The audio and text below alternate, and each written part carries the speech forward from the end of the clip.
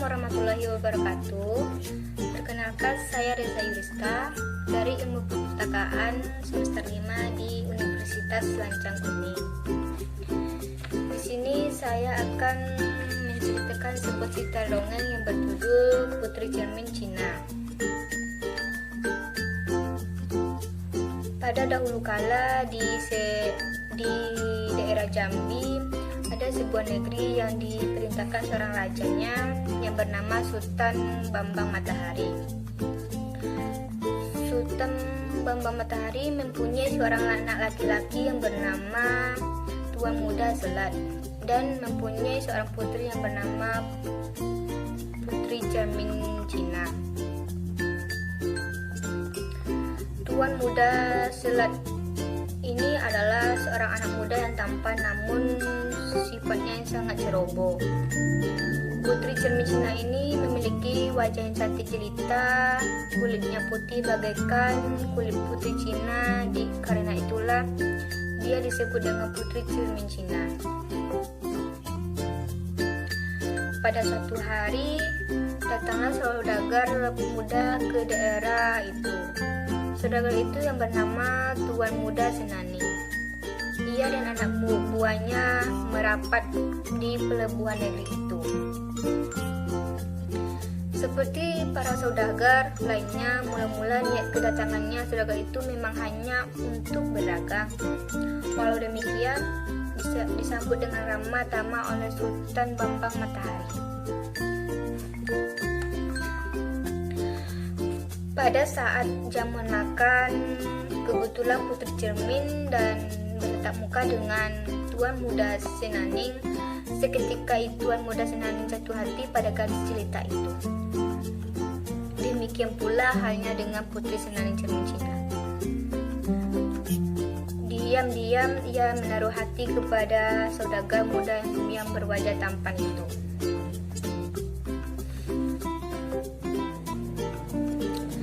Namun sebagai seorang gadis, kita tidak mungkin mengutarakan isi hati terlebih dahulu kepada seorang pria. Pada suatu kesempatan, kedua muda-mudi itu sempat bertemu. Kesempatan yang baik itu tidak akan disia-siakan oleh pemuda itu. "Adinda Putri," kata Tuan Muda Senani, "sejak pertama bertemu pandang denganmu, hatiku berdebar-debar. Aku yakin kaulah gadis yang akan menjadi pendamping hidupku."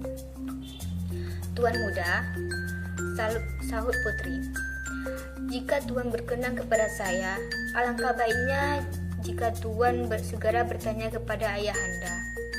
Tuan akan mengetahui apakah saya masih sendiri atau sudah ada yang punya." "Baiklah, memang sudah sepantasnya kalau hal itu yang dilakukan. Pada dasarnya Putri Cermin Cina ini jatuh hati dan Tuan Muda Senaning. Demikian pula sebaliknya. Mereka berjanji hendak membangun rumah tangga. Tidak lama kemudian Tuan Muda Senanding datang melamar kepada Sultan Bambang Matahari. Sejak semula Sultan Bambang Matahari menaruh simpati kepada saudagar muda yang berhasil itu. Bukan karena kekayaannya, melainkan sifat tingkah lakunya, pemuda itu yang sangat sopan tanpa dibuat-buat. Maka dengan senang hati, Sultan Bambang Matahari tersebut menerima lamaran si pemuda tersebut. Berkata Sultan Matahari, "Tapi mohon maaf, Ananda Senaning, terpaksa pernikahan ditunda sampai 3 bulan lagi. Saya masih harus menuntaskan perniaga yang belum selesai."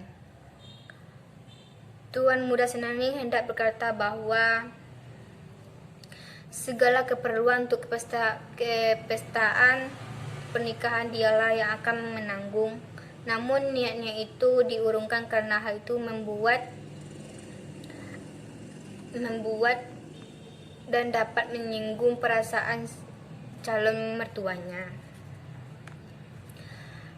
Padahal ia tahu pelayaran mertuanya selama 3 bulan itu tidak lain adalah untuk mencari bekal bagi pesta pernikahan anaknya. "Baiklah Ayahanda," ujar Tuan Muda Senaning.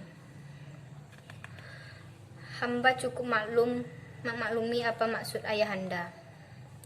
Terima kasih atas perhatiannya Ananda," sahut Sultan Senaning. Ia makin senang pada calon menantunya yang tahu adat itu.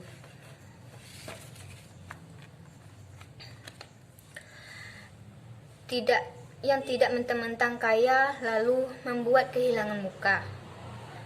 Sebelum berangkat belayar, Sultan Bambang Matahari berpesan kepada Tuan Muda Selat agar menjaga Putri Cermin dengan baik-baik. Jangan sampai terjadi sesuatu yang tidak diinginkan.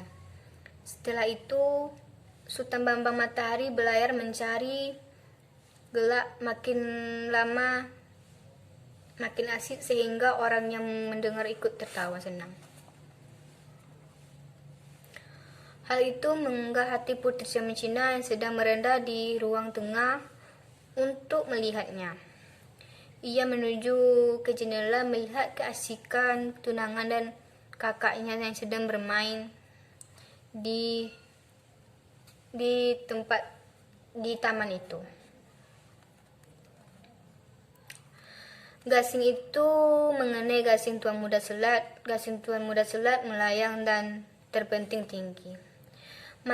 Mereka masih tertawa-tawa gasing itu, namun tiba-tiba gasing itu bergerak ke arah Putri Cermin Cina. Sontak semua tersiap. Sebelum mereka sadar apa yang telah terjadi, tiba-tiba gasing itu berputar persis di atas kening Putri Cina. Putri Cina terkejut dan menjerit kesakitan.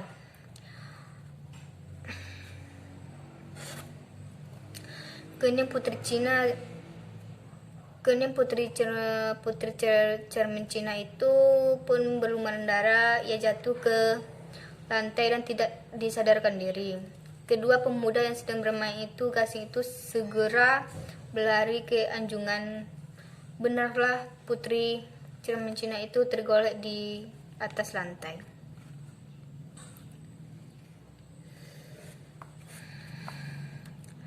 Semua orang menjadi panik. Mereka berusaha memberikan pertolongan sebisa-bisanya, namun semua tindakan tidak ada manfaatnya. Putri yang cantik jelita itu akhirnya menghembuskan nafas terakhirnya. Tuan Muda Senaning menjerit keras. Ia masih belum percaya akan hal itu tentang apa yang telah terjadi.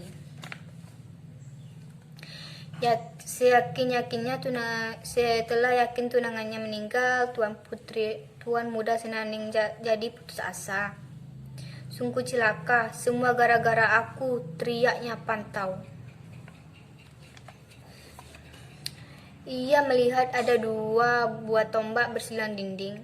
Secepat kilat ditarik tombak itu dengan sekuat tentang tombak itu terlempar di halaman. Pangkal ombak menancap ke tanah dan mata tombak mencuat ke atas. Tindakan ini hanya dilakukan oleh seorang yang memberikan ilmu silat dan ilmu perang. Tuan Muda yang masih memeluk adiknya tak sempat mencegah perbuatan Tuan Muda Senaning. Namun sepasang mata pemuda ini terbelalak ngeri saat berpaling ke arah calon adik iparnya. Ia benar-benar tak menyangka Tuan Muda Senaning akan berbuat senekat itu. Saat itu dengan gerakan yang sukar diikuti oleh Tuan Muda Senaning melompat ke halaman. Tubuhnya meluncur ke arah mata tombak yang mencuat ke atas mengenai mata tombak yang mencuat itu. Mata tombak menembus perutnya langsung ke belakang punggung. "Adinda Putri, aku segera menyusulmu." Suara pemuda itu tersendat-sendat oleh nafas yang menjelat sekarat. "Aku tak bisa hidup tanpamu." Usai berkata demikian, Tuan Muda Senaning meninggal dunia.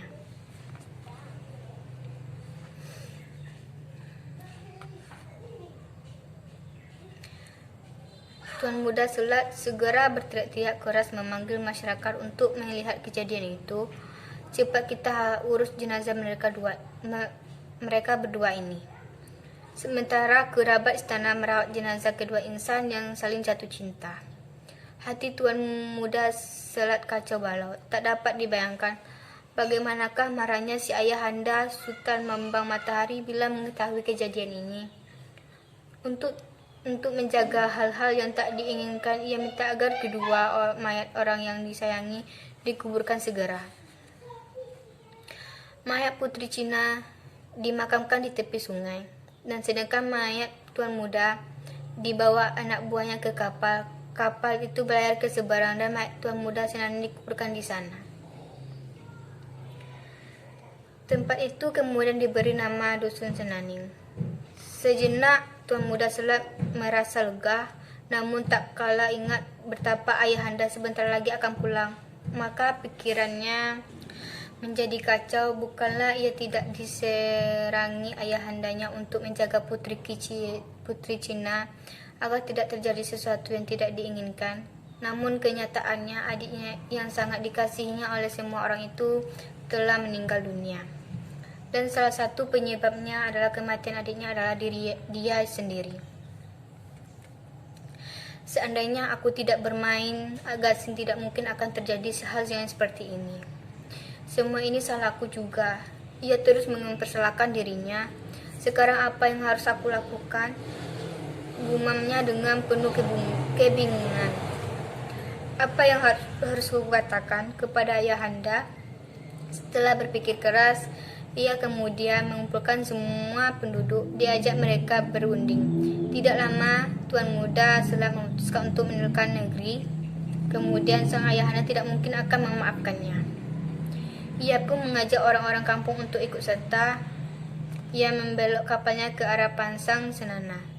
Kemudian, ia menghilangkan tidak tentu arah. Orang-orang yang ikut dengannya ditinggalkan seluruh tempat. Tempat itu akhirnya disebut Kampung Selat. Tidak lama kemudian, Sultan Bambang Matahari merapat dengan kapalnya. Ia heran melihat kampungnya sepi. Naik ke istana juga lengang. Setelah dayang-dayang yang berada di istana menceritakan kejadian yang sebenarnya, barulah ia mengetahui apa yang telah terjadi. Sultan Bambang Matahari merasa sedih. Kemudian beberapa pengikut ia berangkat meninggalkan kampung. Ia pergi ke seberang dusun. Beliau mendirikan kampung di sana. Kampung itu terletak antara kubur Tuan Muda Senaning dan kapal Tuan Muda Selat. Kampung itu diberi nama Tengah Lubuk Roso. Legenda ini diceritakan oleh rakyat daerah Jambi yang dianggap benar-benar terjadi karena hubungan dengan nama-nama kampung di Kabupaten Batanghari Jambi ini. Nah, sampai sini dulu cerita dongeng yang saya berikan. Semoga bermanfaat. Assalamualaikum warahmatullahi wabarakatuh.